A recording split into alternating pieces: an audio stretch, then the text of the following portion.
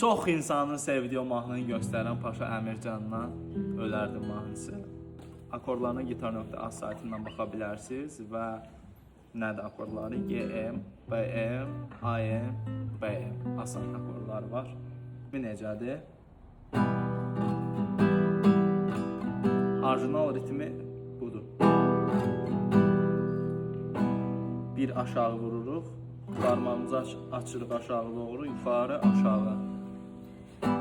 Nə qədər ağlayan insan,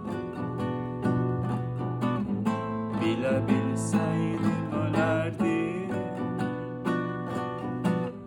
Gözümün yaşını yarıb, silə bilsəydim ölərdim. Gülüşündən xəbər aldım, yola verdin məni getdim. Amma bir dəfə ürəkdən gülə bilsəydim